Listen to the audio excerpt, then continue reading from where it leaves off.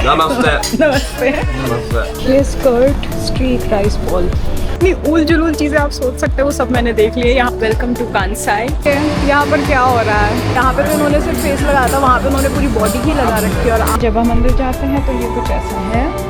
अभी सुबह के 5 बज रहे हैं और मैं रेडी हो चुकी हूँ चेकआउट के लिए और हम जा रहे हैं एयरपोर्ट और वहाँ से जाएंगे हम ओसाका। कल मैं पहली बार सोना में गई, हॉट स्प्रिंग में गई और उसके बाद अभी तक मुझे ये समझ में आया कि इससे आपकी स्किन पे बहुत अच्छा इफेक्ट होता है। रिलैक्सिंग तो जो लगता है वो एक अलग बात है, पर आपकी स्किन के जो आपके पोर्स हैं वो खुल जाते हैं और एकदम से आपको लगेगा कि आपकी जो स्किन है ज़्यादा ब्राइट हो गई, ज़्यादा शाइन कर रही है। मेरा चेक इन भी हो चुका है और जैसा हमें इंडिया में मिलता है बोर्डिंग पास, उस तरीके का नहीं मिला है मुझे डोमेस्टिक के लिए, एकदम ऐसे पेपर जैसा मिला है। 6 बजे नहीं कि मेरी पहली कॉफ़ी आ चुकी है। अभी 1 घंटे है हमारी फ़्लाइट में, तो अभी आधा घंटा मैं यहाँ पे बैठूंगी और उसके बाद फिर मैं जाऊँगी। हम फाइनली ओसाका आ चुके हैं। मैंने जस्ट अभी लैंड करा है और एक बात तो सही है कि मैं 4 बजे से उठी हुई हूँ क्योंकि बहुत अर्ली मॉर्निंग वाली फ़्लाइट थी। पर जैसे ही आप नई सिटी में आते हो आपके अंदर एनर्जी आ जाती है।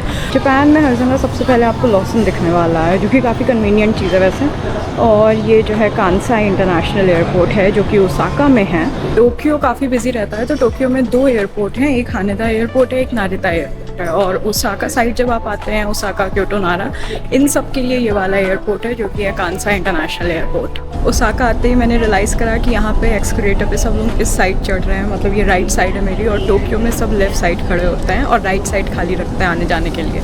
यहाँ पे राइट साइड खड़े होते हैं, लेफ़्ट साइड खाली रखते हैं आने जाने के लिए। तो डिफरेंस तो है देखो वहाँ और यहाँ के कल्चर में, अभी सही फील हो गया। तो किसी तरीके से मैंने फिगर आउट करा है कि कहाँ से जाना है लोगों से पूछ के, बिकॉज थोड़ा तो डिफ़िकल्ट हो जाता है ना जब आपको किसी जगह के बारे में कुछ भी ना पता हो, पहली बार आए हो।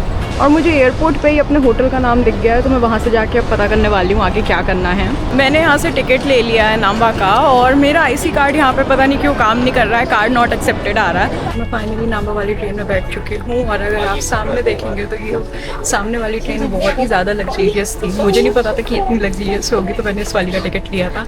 यहाँ के मुझे पता चला कि ऐसा भी है। मैं नाम्बा स्टेशन आ चुकी हूँ जो कि योदोनबोरी से थोड़ा सा ही दूर है और सबसे पहले जा रहे हैं हम कुछ खाने, क्योंकि मुझे बहुत भूख लग रही है। सुबह बस मैंने कॉफ़ी पी थी और मैं सोच रही हूँ कि मैं एक वीडियो बनाऊँ अलग, जिसमें ये जो मेरे 5-6 दिन रहे हैं ट्रिप वाले, उसमें मैंने कैसे सर्वाइव किया खा के, उसके बारे में। क्योंकि मेरा पूरा खाना कंपनी पे ही डिपेंडेंट हो रहा है। इंडियन रेस्टोरेंट बाई चांस अगर किस्मत अच्छी हुई आसपास मिला तो हम उसमें ज़रूर जाएंगे, बट अभी के लिए तो मुझे लगता है कि कॉम्बिनी ही चलने वाला है। तो डिफरेंट टाइप ऑफ आइटम्स जो कॉम्बिनी में मिलते हैं, और अगर आप भी वेजिटेरियन हो तो आपको पता चलेगा यहाँ पे कितना स्ट्रगल है वेजिटेरियन होने के बाद। ओसाका की वाइब टोक्यो से काफ़ी अलग लग रही है मुझे, मतलब कि बहुत फन लविंग और वैसा सिटी लग रहा है मुझे। टोक्यो बहुत ज़्यादा वर्किंग वाला सिटी है। अगर आप वहाँ पे नॉर्मली घूम भी रहे हो तो भी आपको सब लोग कोट, ब्लैक कोट में दिखेंगे, वो सूटकेस टाइप का लेके काम पे जाते हुए। यहाँ पर लोग काफ़ी कैजुअल से लग रहे हैं। ये देखिए, ये योदोनबोरी का पार्क है और यहाँ पे काफ़ी सारे शॉपिंग और डाइनिंग के ऑप्शंस हैं। ज़्यादातर नॉन वेज इसलिए मैं नहीं खा रही हूँ, ये तो स्वीट्स हैं। और मैंने ऑनलाइन एक जगह देखी है जहाँ पे क्रोसॉन्स मिल रहे हैं, तो हम वहाँ जा रहे हैं सबसे पहले। तो हम पहले वो खाएंगे, उसके बाद फिर हम होटल जाएंगे। यहाँ की वाइब काफ़ी एंटरटेनमेंट वाली और फनी लग रही है। मे बी ये योदोनबोरी है इसलिए क्योंकि यहाँ पे ज़्यादातर शॉपिंग सेंटर है। और आप ये देखिए, सुबह का टाइम है, दोपहर भी नहीं हो रही, सुबह हो रही है बिल्कुल। और विजुअल्स देखिए आप, मतलब कि ये सब टोक्यो में भी होता है, बट टोक्यो में ज़्यादातर शाम के टाइम होता है। इधर तो सुबह से ही लाइटिंग वाइटिंग सब हो रखी है। तो जैसा एनिमेशन आर्ट टाइप का है जो कि मेरे ख्याल से 3D में होगा। ये जो आप ग्योजा यहाँ देख रहे हो ना, वहाँ पे लिखा हुआ, वो मोमोज टाइप के होते हैं और ये ओसाका में बहुत फेमस है, बहुत ज़्यादा। और यहाँ पर क्या है, जापान में पहले खाना ऑर्डर करने से पहले आपको वैसे आर्टिफिशियल पूरी प्लेट में रखा हुआ दिख जाएगा कि देखो ऐसा दिखता है, ऐसा आएगा। हर होटल के बाहर आपको ऐसा दिखेगा जिससे आपको पता हो कि आपने जो ऑर्डर करा है वो प्लेट में लग के कैसा लगेगा। जापान में और चीज़ें कितनी भी कॉस्टली हो, पर सबसे ज़्यादा जो यहाँ पे चीप चीज़ होती है और अच्छी चीज़ होती है वो है वाइन, बियर। मतलब आप खुद देखिए एक बार, 200 येन का मतलब है कि वो 150 या 140 रुपीज़ हुए इंडिया के हिसाब से में ऑल। मतलब आपको जितनी पीनी आप उतनी पी सकते हो, इतने से इतने बजे तक। इस टाइप के गेम्स इतने पॉपुलर है जापान में कि स्टोर्स को छोड़ो, बाहर रोड पर भी इन्होंने पूरी वही लगा रखे हैं। देखिए वहाँ से लेके पूरी लाइन में है ये, और ऐसा नहीं है कि बच्चे ही खेलते हैं, ये बड़े भी खेलते हैं ये वाले गेम। गूगल मैप की मदद से लोकेशन ढूंढते हुए, क्योंकि सब कुछ बड़ा कंफ्यूजिंग है। वेजिटेरियन होने की वजह से इसी टाइप की चीज़ें मैं मेनली ट्राई करती हूँ, क्योंकि ये मेरे लिए ईजी पड़ता है खाना। इतनी ज़्यादा वेराइटी है और मैंने बहुत मुश्किल से ये वाला डिसाइड करा है। ये है हमारा ऑर्डर, जिसमें ये ड्रिंक है और ये इन्होंने फ्री टेस्टिंग के लिए मुझे दिया, और ये कैफ़े। मैं जा रही हूँ अपने होटल पे, और इधर जापान में, वैसे तो कहीं पर भी हो, जापान में टोक्यो, ओसाका, कोई भी जगह हो, इन लोगों की एक आदत है कि आप इनकी दुकान से कुछ भी ले लो, चाहे आप एक ड्रिंक ही लो सिर्फ, तो भी आपको बिल्कुल बाहर तक छोड़ दें, और जब आप जाओगे, जब तक आप चले ना जाओ तब तक वो बाहर खड़े रहते हैं। और ये हर जगह ये ऐसा नहीं है, यही था। ओसाका में बहुत गर्मी हो रही है, मतलब हद से ज़्यादा। ये जो मैंने पहन रखा है, मैंने ठंड से बचने के लिए ही पहन रखा है, ये UPF वाला है, जिससे मुँह से टैन ना हो मैं। ये टेम्परेचर मैंने कभी भी टोक्यो या सुकुबा में एक्सपीरियंस नहीं किया, जो यहाँ पे बहुत गर्म है। हालत ख़राब हो रही है, पसीने आ रहे हैं, बाल एकदम ख़राब हो जाते हैं मेरे। एक तो यहाँ पे ह्यूमिडिटी बहुत ज़्यादा है, तो अगर टेम्परेचर कम भी है तो भी ह्यूमिडिटी की वजह से ना हालत ख़राब हो जाती है। होटल तो आ गया है मेरा। जापान में जो होटल्स होते हैं ना, वो ज़्यादातर ऐसे होते हैं जिनमें स्टाफ नहीं होता। लाइक मेल में भी उन्होंने लिखा था कि प्राइवेसी कंसर्न की वजह से कोई स्टाफ नहीं है, कुछ नहीं, आप बस जाओ। और जापानीज़ लोग प्रेफर करते हैं कि स्टाफ ना हो। जाओ, कोड दिया हुआ है, वो कोड आप दरवाजे पे लगाओगे और आपका दरवाज़ा खुल जाएगा। अंदर जाओगे, मशीनें रखी हुई है, उस पर इंस्ट्रक्शन है कि आपको कैसे चेक इन करना है। हमने एंटर करा एंड आई थिंक यहाँ पे मुझे कोड डालना है वेलकम पे। जी हाँ, सो यहाँ पे कोड डालने के बाद अंदर एंट्री मेरी ऑटोमेटिकली खुल जाएगी। मेरा चेक इन है 4 बजे से, तो अभी मैं जा रही हूँ बाहर थोड़ा घूमने, लगेज यहाँ पे रख के, और उसके बाद 4 बजे आके मैं रूम में चेक इन करूँगी। अभी जो नॉर्मल लॉजिंग एरिया था और जो वॉशरूम्स वगैरह थे वो अवेलेबल थे, तो वो मैंने यूज़ करे और चेंज वेंज कर लिया, क्योंकि बहुत पसीना हो रहा था पूरे में। और एज ए इंडियन सबसे पहले मैंने ढूंढा इंडियन रेस्टोरेंट नियर मी, और मुझे दिखाया भी एक आध रेस्टोरेंट, शायद इस बिल्डिंग में है कहीं पर ऊपर जाके। सो मैं एक कॉम्प्लेक्स में आई थी और यहाँ पे काफ़ी सारे रेस्टोरेंट्स हैं, और यहीं पर गूगल मैप ने इंडियन रेस्टोरेंट दिखाया था, और वो इंडियन रेस्टोरेंट है भी। तो अगर आप यहाँ पे देखोगे तो वो जो येलो वाला है वो इंडियन रेस्टोरेंट है जो मुझे गूगल मैप पे दिखाया गया था।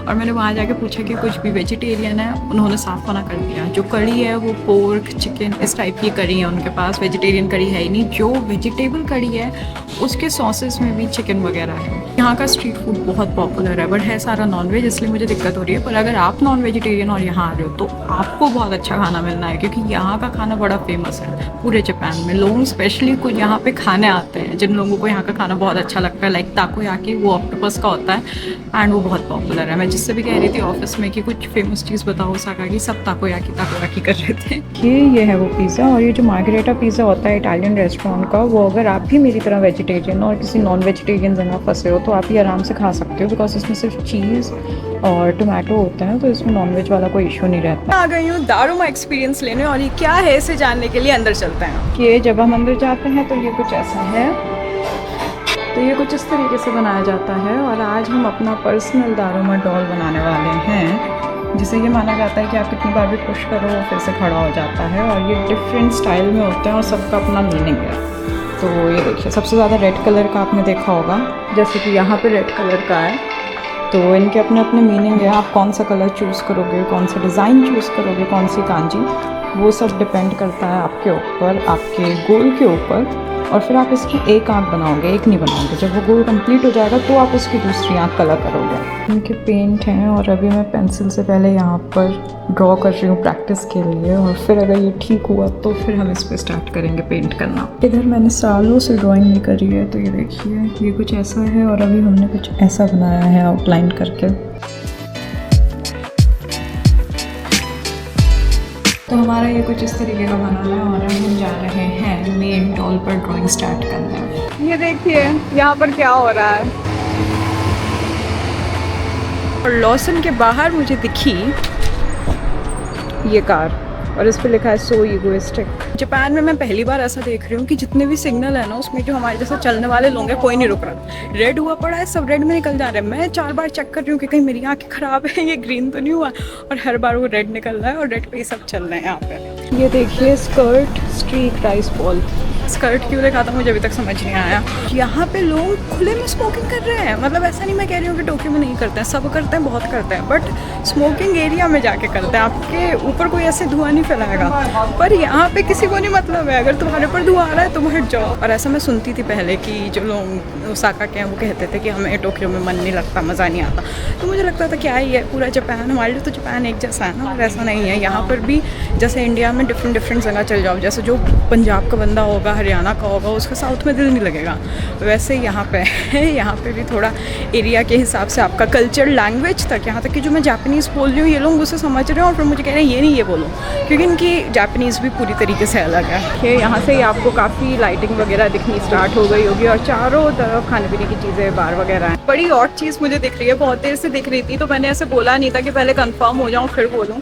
तो अभी मैं चल रही थी, मेरे बगल में एक आदमी चल रहा था, जापानीज़ ही था, एक लड़की आई आके उसे अपना रेट चार्ट दिखाने लगी, एंड जो उसने बोला मैंने देखा, और आप मेरे पीछे भी देख सकते हैं लड़कियां खड़ी हुई हैं रेट चार्ट लेके, और ये खुद ही आ रही हैं आदमियों के पास, लड़कों के पास, और उन्हें बुला रही हैं कि अगर आपको चलना हो तो काफ़ी, वैसे ये टोक्यो में भी ऐसी बात नहीं है, बट टोक्यो में इतना ज़्यादा ओपन नहीं है या बहुत कम जगह पे है।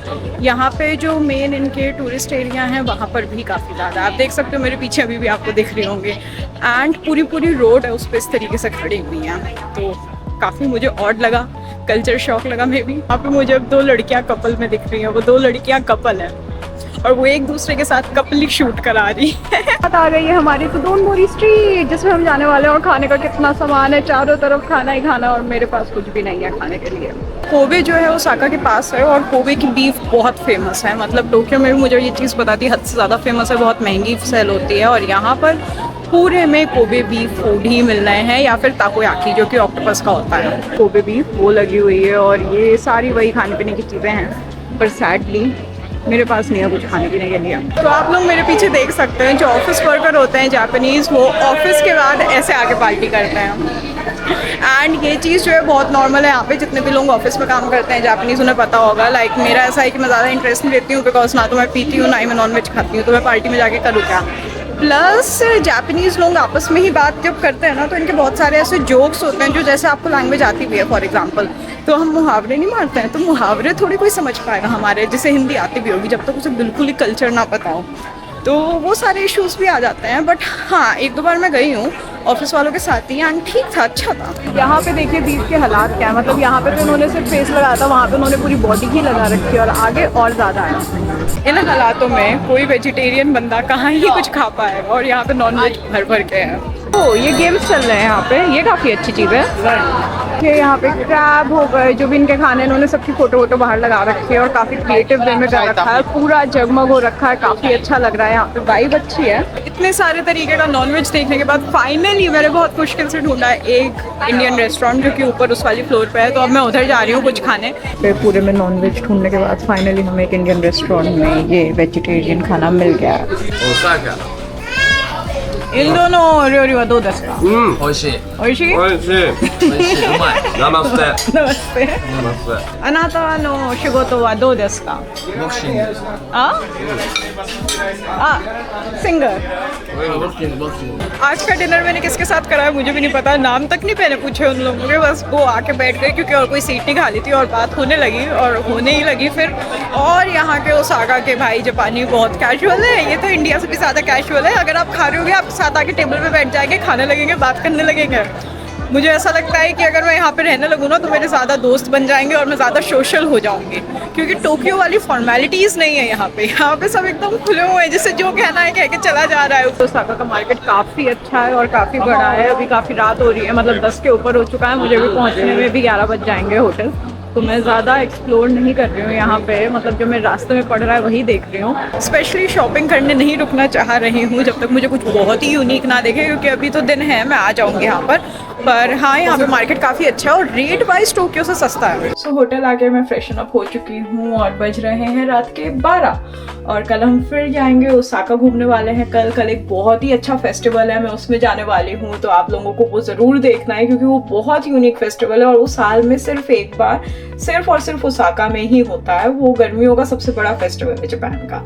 अब मैं आपको दिखाती हूँ अपना रूम। ये है हमारा मेन डोर और ये सामने ही आ जाता है वार्डरोब, और ये कुछ ऐसा है, ये शूज़ वगैरह रखने के लिए। ये वैसे मैंने बाहर रखे हैं पर इसके अंदर रखने चाहिए। एंड जब अंदर जाते हैं तो थोड़ा सा मैसी मैंने कर दिया है क्योंकि मैंने यूज़ कर लिया कुछ चीज़ें, इसलिए हो रखा है, पर तब भी एक आइडिया आपको लग जाएगा। यहाँ पे इनका वॉश बेसिन वाला एरिया है और इस तरफ है बाथरूम। मैंने अभी ही जस्ट यूज़ करा है क्योंकि मैं नहा कर आई हूँ। तो ये कुछ इस तरीके का है। मुझे ये शीशा बहुत अच्छा लगा कि ये बाथरूम में है। एंड फिर ये है हमारा बाथटब और उसके बाद इधर आ जाती है वॉशिंग मशीन और फिर चलते हैं हम बाहर। टॉयलेट तो जैसे होते हैं वैसे ही हैं, बस स्पेशियस काफ़ी है। ये पूरा रूम ही काफ़ी स्पेशियस है। ये देखिए, तो ये है हमारा मेन रूम। एंड ये देखिए, ये किचन है। यहाँ पर पूरी चीज़ें दे रखी हैं यूज़ करने के लिए। ये देखिए, यहाँ पर सारी क्रॉकरी, हर चीज़ है। कुछ बनाना हो बना लो। लेकिन अब मैं कहाँ ही कुछ लेके आई हूँ जो मैं बनाऊँ। इंडियन चीज़ों की इंग्रेडिएंट्स इतने हैं कि उन्हें बनाने के लिए सामान भी बहुत चाहिए। एंड फिर यहाँ पर आ जाता है हमारा केटल है, माइक्रोवेव एंड देन रेफ्रिजरेटर। उसके बाद फिर ये डाइनिंग टेबल है हमारी। एंड जब हम इधर आते हैं तो इधर फिर से एक अलमारी आ जाती है। ये है लगेज रखने के लिए। और इसमें मुझे एक चीज़ बड़ी अच्छी लगी, इसके खुलने का स्टाइल। ये जो ऐसे करके खुलती है और ये खूब स्पेशियस सा, ऐसा लग रहा है कि पूरा वॉकिंग क्लोजेट हो। तो इसका स्टाइल बड़ा अच्छा है। और इसमें नीचे रखे हुए हैं एक्स्ट्रा कंबल वगैरह अगर किसी को चाहिए हो तो इसे बंद करा हमने। एंड फिर ये है हमारे बेड। तो मैं अकेले रुकी हूँ पर यहाँ पर 2 डबल बेड हैं और वो एक सोफ़ा कम बेड है, वो भी बेड बन जाता है। एंड उसके बाद फिर इधर बालकनी भी है। तो मैं बालकनी का भी आप लोगों को लुक देती हूँ क्योंकि मैं हूँ 12th फ्लोर पे, तो व्यू काफ़ी अच्छा आ रहा है यहाँ से। तो ये देखिए, ये है ओसाका का रात का व्यू मेरे रूम से। मुझे बताइएगा आपको कैसा लगा। ध्यान से देखिए, YouTube पे वीडियो बनाने की ये रियलिटी है कि 2 सॉकेट हैं दोनों पे। इसमें मैंने माइक लगा रखा है। ये मेरी वॉच है, उसे भी चार्ज कर रही हूँ। उधर पावर बैंक है क्योंकि मैं फ़ोन से भी रिकॉर्ड करती हूँ इंस्टा के लिए, तो वो ख़त्म हो जाता है। उसके बाद फिर अभी इस कैमरे से कर रही हूँ। फिर कैमरे की ये बैटरी है, इसे करने के बाद मैं ये बैटरी लगाऊंगी चार्ज पर। उसके बाद उस तरफ पे मैं फ़ोन लगाऊंगी, लगा हुआ है। इतनी चीज़ें हो जाती ना हर जगह कैरी करना। फिर ये ध्यान रखना कि अरे माइक यहाँ पे लगा हुआ है, ये ना हो कि हाथ वाथ मारो गिर जाओ बाहर टहलते हुए। उसे चेक करना बार बार। फिर ये चेक करना कि ये ऑन है भी या ऑफ में ही बोल रही हूँ मैं। और फिर कैमरा हो गया, स्टैंड हो गया, जो फ़ोन है मेरा उसका स्टैंड अलग, इसका कैमरे का स्टैंड अलग। तो उन सबको इकट्ठा करके लेके चलना उतना बहुत वो हो जा हेक्टिक सा। Thank you for watching, bye bye.